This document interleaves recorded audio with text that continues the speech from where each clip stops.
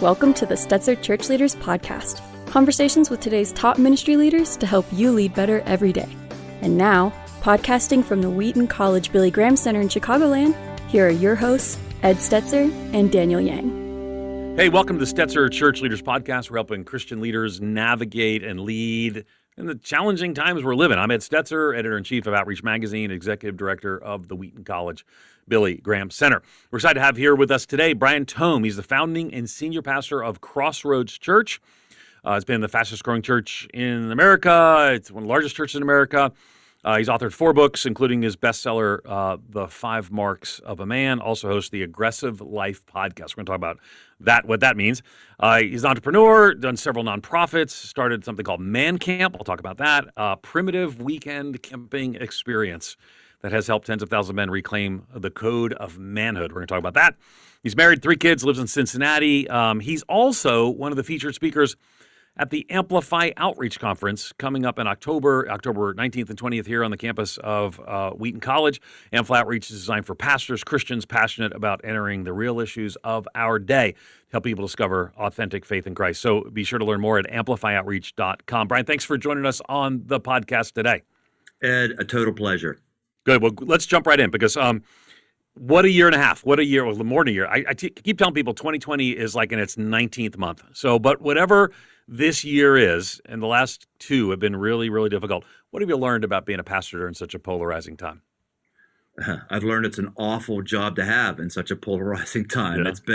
It's just been awful. It's been the worst, 18 years, or 18 months of ministry that I've had. It seems like 18 years. Yeah, right. It's been the worst and hardest I've had since we started the church 25 years ago. Yeah. So part of the reality we're all kind of walking through is how do we lead well in the midst of the division? Yet at the same time, we want to reach people for Christ. And this has been a passion for you for as long as I've known you. I wonder, what does it look like right now with you engaging people who don't know Christ in the midst of the cultural tumult and turbulence? Seeing much more of that, less of that? How's it going? You always want to engage people who don't know Christ, but really, I think my focus and our focus has been to shepherd the flock that we've already had. Initially, we did and have done a lot of things with our digital platform. We've put a lot of resources and creativity in that over the last several years to really be well poised for the church going digital at the beginning of COVID. And so we've seen some good things there, but I just have more of a heart right now for people who are inside the church and are struggling, which is just about everybody who's in the church. We're just trying to stick Band-Aids on people. We're just trying to keep people engaged in the church, engaged in their faith. The metrics for how people are engaging with their faith, whether they are anecdotal or actual. What's the word for anecdotal? Actually, it's on literal? A spreadsheet somewhere. It's not positive. So that's really where we've been. Yeah. Okay, so I did your podcast and the Aggressive Life podcast, and it was, as I expected, an aggressive podcast. People can listen to. You've had Matthew McConaughey on, Dr. Francis Collins, others. Kind of fascinating conversations. But let's talk a little bit about how you define that. You talk about healthy aggression is part of a key to a life that works. What do you mean by that? How is healthy aggression different from unhealthy aggression? Talk to us about that. Well, when I grew up in the faith, and I had people discipling me and building into me, there's a number of phrases that sound trite today, but they were actually formative for me. Things like let go and let God. Things like when God closes a door, he opens a window. Things like, the biblical passage, wait on the Lord, the old Petra song, those who wait upon the Lord shall renew their strength. Actually, I think that's a psalm, but it is a Petra psalm. But Petra sang it, so it's both. Yeah. You're standing on the Lord. Wow. I just want to apologize to my listeners that Brian is actually singing. This is why he has worship leaders at his church. But okay, I'm worshiping the Lord. I'm worshiping the Lord you right are. now. Make a joyful noise, baby. Let's get aggressive. I like it. Anyway, what came with that for me, I've had a number of born again experiences in my life. And one of them was, hey, wait a minute. I think I've embraced a passive form of spirituality with these phrases that's actually not the heart of the Lord. Waiting on the Lord is something that you do when you're at the end of your abilities, when you just can't put a dent in it. I don't wait on the Lord to bring my kids up in the way of the Lord. I bring my kids up in the way of the Lord. I don't wait on the Lord to solve my marriage. I look at what's wrong with my marriage, I deal with it. So the aggressive life isn't about pounding somebody physically or dominating somebody. It's just recognizing I have one life that God's given me, and I need to aggressively manage it, or you could call it stewardship if you want. Well, so part of the thing is you're sort of known for, and you're going to be talking about this at the Amplify Outreach Conference. You're known for engaging men, engaging people who maybe have given up on church. Let's talk a little bit about that. Talk about Man Camp. Why'd you start it? What's its purpose? Have you seen men respond to it? How is it helping people, grow in their faith or come to faith for that matter? Talk to us about Man Camp. Man Camp started at the end of a camping trip I had with some buddies. And it's actually a motorcycle trip. And we sat around in the morning, our last campsite, and around the fire, and just started talking about things that were beneath the veneer, and started talking about our hearts and started talking about God. And this was after we had had a couple of days of real difficulty. And I said, we should have something like this for guys who don't want to ride motorcycles and just want to bond with other people he pushed. And so we said, well, how would we do that without motorcycles? Well, let's have people come to a place where they're not sure exactly where they're going. Let's have people poop in the woods. Let's have people bring their own tents. Let's have some rousing worship. Let's strip away religiosity and just speak to men. And we did that. And we've had, nearly 20,000 guys have that kind of experience over the last few years. And the heart behind it, Ed, is men are not well, but men are suffering in an unbelievable way. And so Man Camp is a way to try to strip away religiosity and strip away the things that are crushing us as men and just get to men's hearts. And we hear over and over with guys who come in that, I was going to kill myself on the way in here, and I didn't. And it's a powerful thing. So that's what that is. So how do you do all these things in a space? Now, again, let me just say that, I'm thankful for the men you're reaching. I'm thankful for the challenge you're laying down for men and more. But we've also heard a lot of this unhealthy ideas of, manhood and more. When we talked together on the Aggressive Life podcast, you brought up the podcast Rise and Fall of Mars Hill, and we saw some, issues there about how manhood was perceived and more. So, how do you kind of say this? How do we avoid the negative but challenge in the positive around some of these things related to manhood? Yeah, it was certainly hard for all of us to listen to the Rise and Fall of Mars Hill podcast. Excellently done, but man, the number of things that Mark Driscoll opened up his mouth on and said, it was like, it was brutal and very stomach turning. And then sometimes there were flashes of brilliance in there where you listen and say, gosh, that guy is smart. Man, if that could have been harnessed. So I'm not talking about some toxic form of masculinity. There's folks like Charles Swindoll, certainly historically, has had a real ability to speak to men with how he did. So kind of fits some paradigm of having some macho preacher thing that doesn't work. I'm not interested in that. So your passion has been you want to reach that disconnected man. So how do you move them to a healthy place where they are in relationships with others, where they're strengthening if they're married, in their marriages? But, most men don't have friends. Again, I didn't say all, but most many men don't have friends. So how do you get them there? Yep. Loneliness is the first epidemic long before COVID, and it's going to last long after COVID. And I think that's those cultural indicators I talked about earlier, the suicide, the mental illness, all that stuff. It ties back to loneliness. So what you've got to do is you have to have things in your church that are outside of a worship service that your men would be attracted to. That can be a mission trip, by the way. It absolutely can. Men are really connect with those things. It could be a camping thing outside. It could be, we did one a few weeks ago, which was the most successful thing we did. We actually did on Sunday morning. We had a guy bring in a wild horse, and a wild horse on stage at Crossroads. And like the horse was actually wild, like absolutely unbroken. Yes. Yes. Okay. And I told our finance folks, I said, look, we're going to do this. So you can figure out whether or not we're going to tell our insurance or not.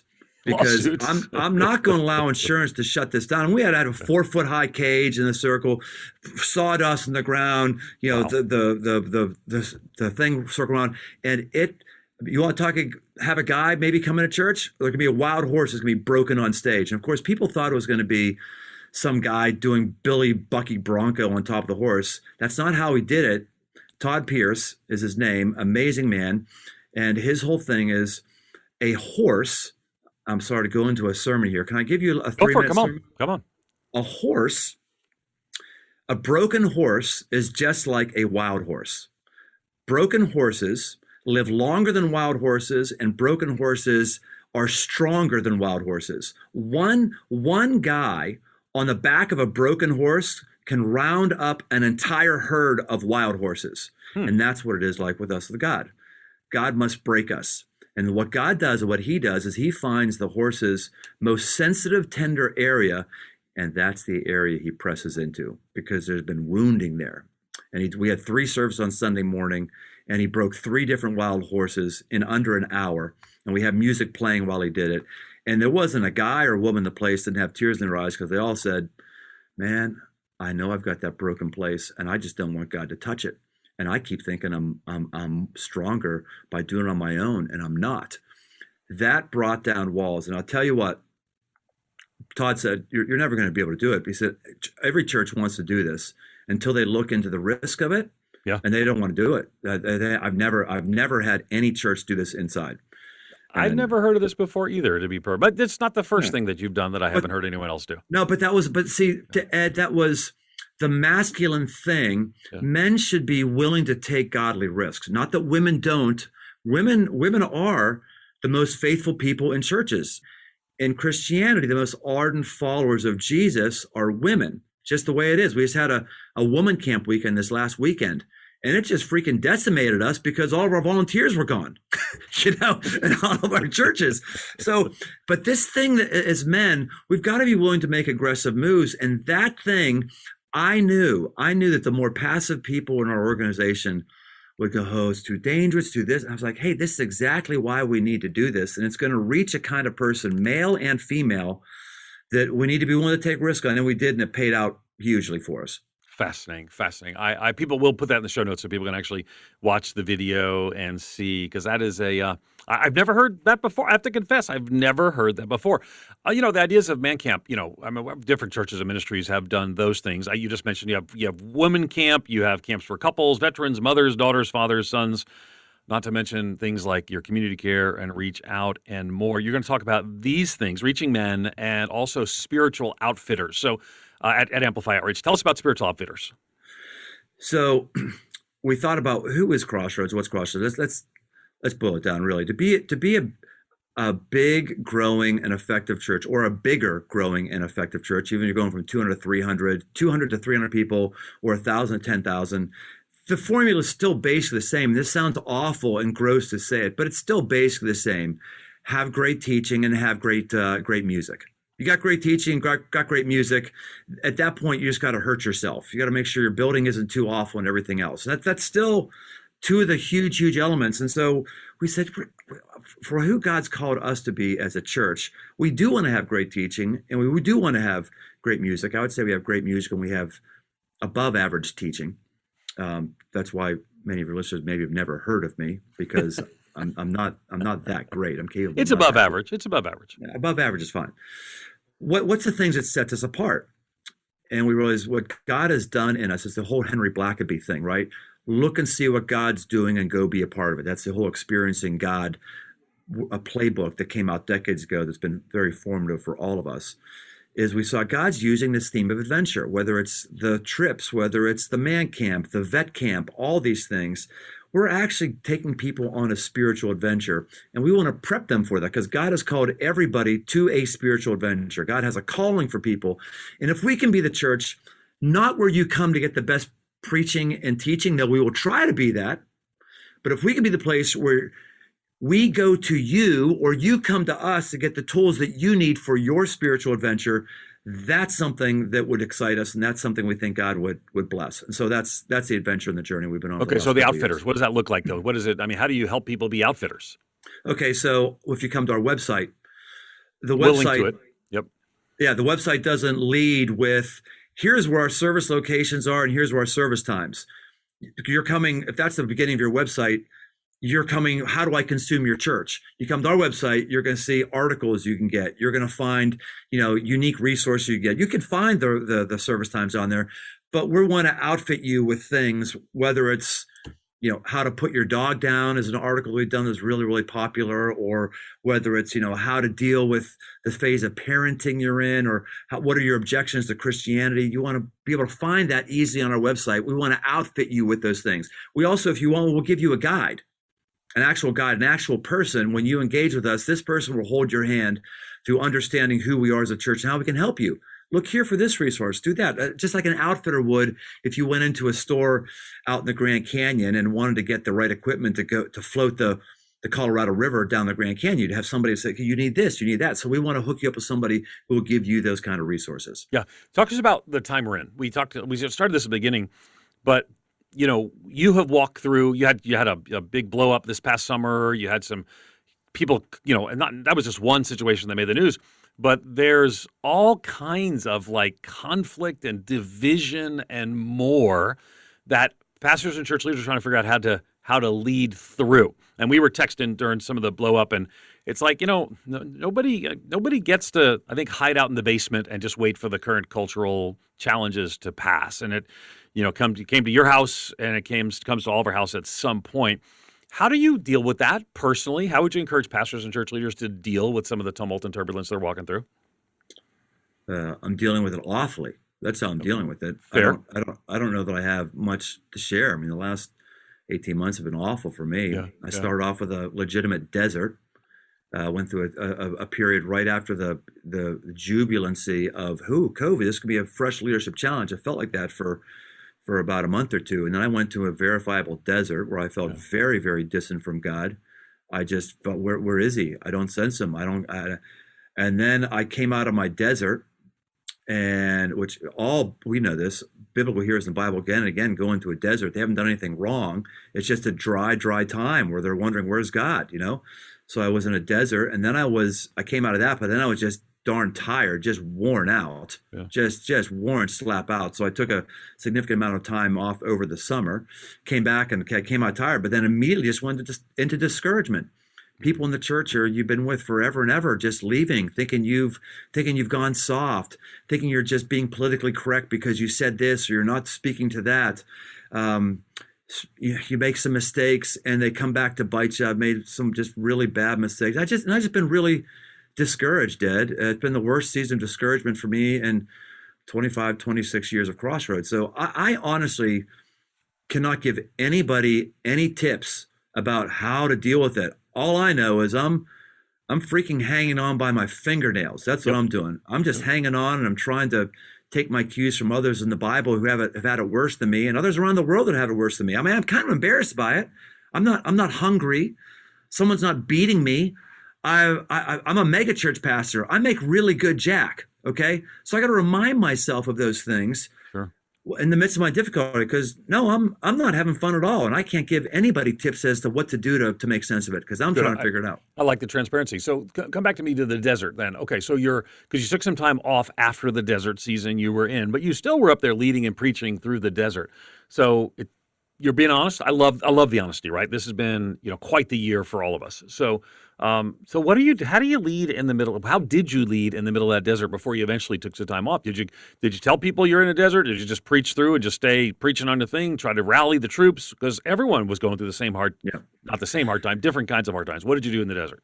I told people closest to me who I served with on staff and our board that I was in the desert. Yeah. And I had to tell them, hey, relax. I've been through this before.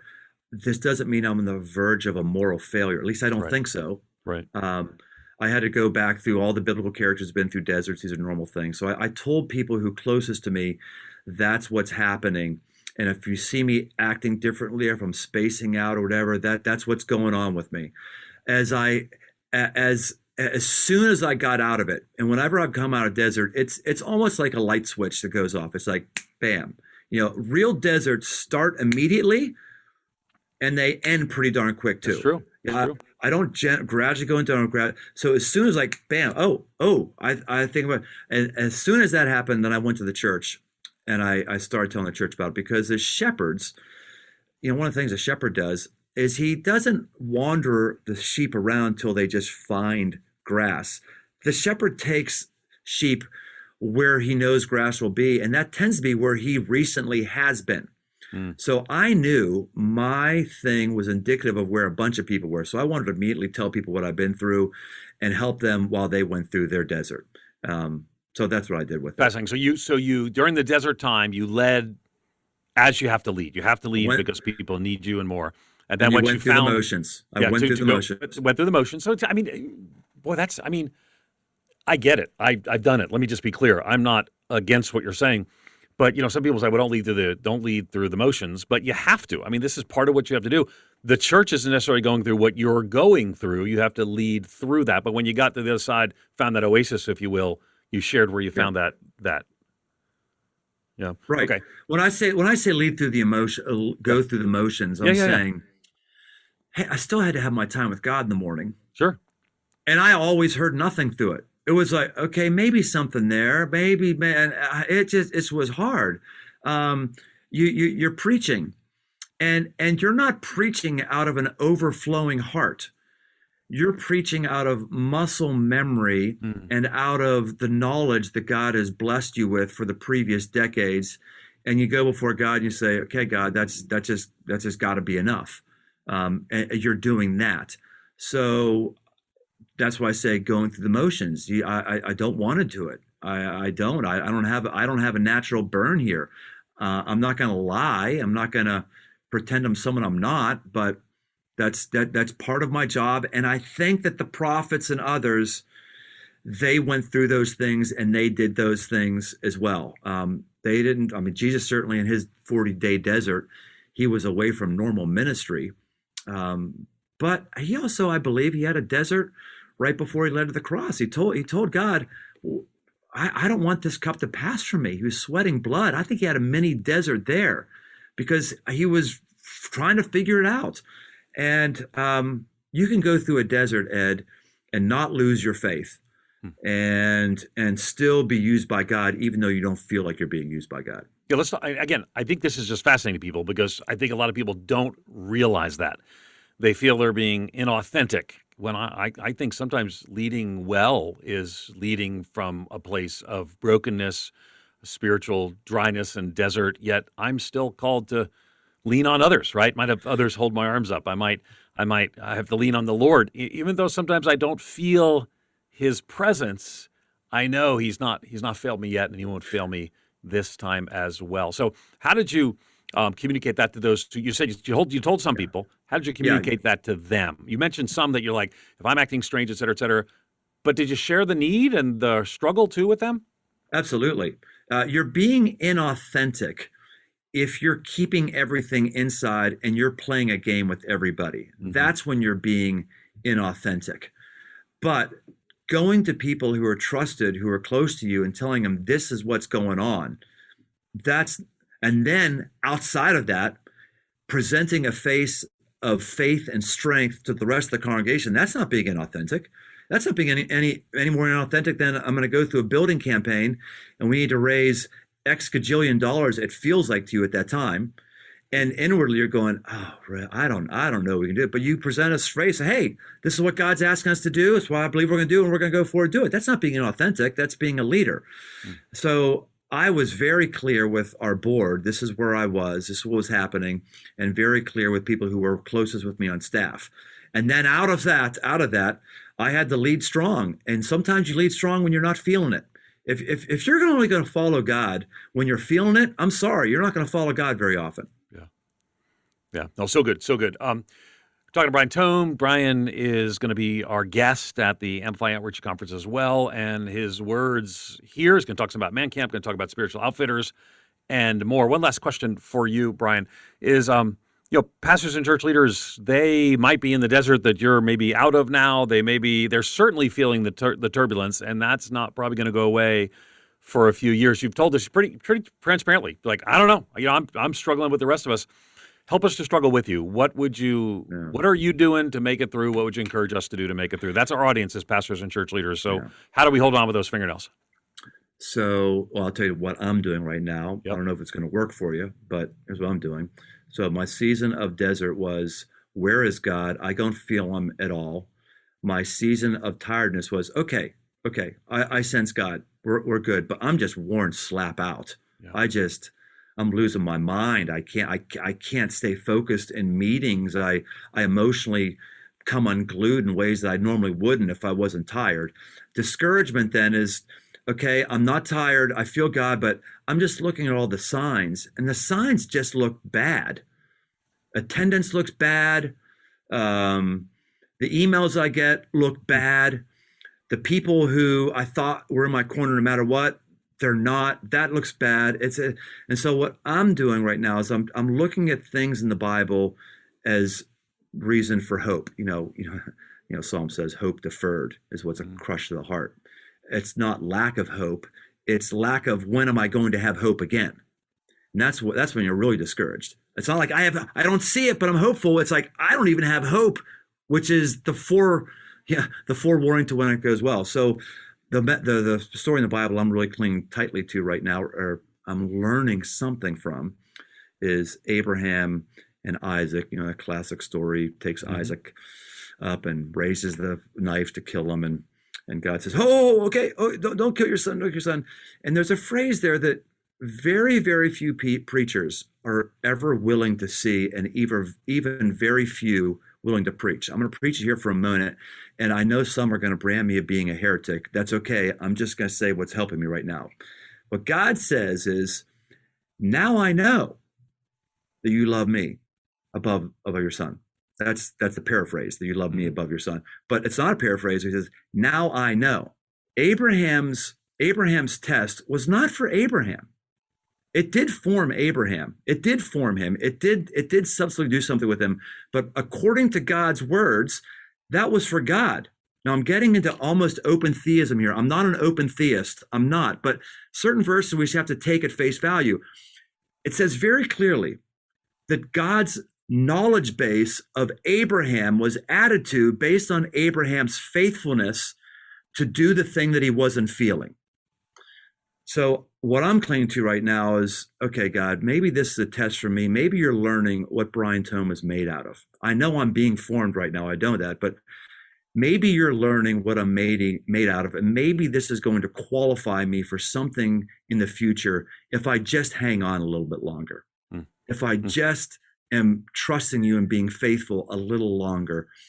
My hope is that there's better days, because this is my walk with my son with a knife in my hand up the top of the mountain. And God, I'm just going to trust that you know what you're doing here, and I'm going to add your knowledge base. And by faith, I'm going to trust your knowledge base is going to be more positive of me. That's what I'm doing right now. Yeah. Evidencing to the Lord. And again, I don't think that makes you an open theist. I think it makes you open about your struggle. And I appreciate that you are indeed. We're going to hear from Brian. This is Brian Tome, author and bestseller author of The 5 Marks of a Man. You can learn more about Brian at Brian Tome. It's Tome, E at the end, silent, BrianTome.com. Thanks again for listening to the Stetzer Church Leaders Podcast. You'll find more interviews as well as great content for ministry leaders at ChurchLeaders.com. Don't forget to check out the Amplify Outreach Conference at AmplifyOutreach.com. You'll hear more from Brian there as well. And if you found our conversation today helpful, we'd love for you to take a few moments and leave us a review on iTunes, help other ministry leaders find us, benefit from the content. You can find this content as well as other great faith-based podcasts on the Faith Play app, available in both Apple and Android. Thanks for listening. You've been listening to the Stetzer Church Leaders Podcast. For more great interviews, as well as articles, videos, and free resources, visit our website at ChurchLeaders.com. Thanks for listening.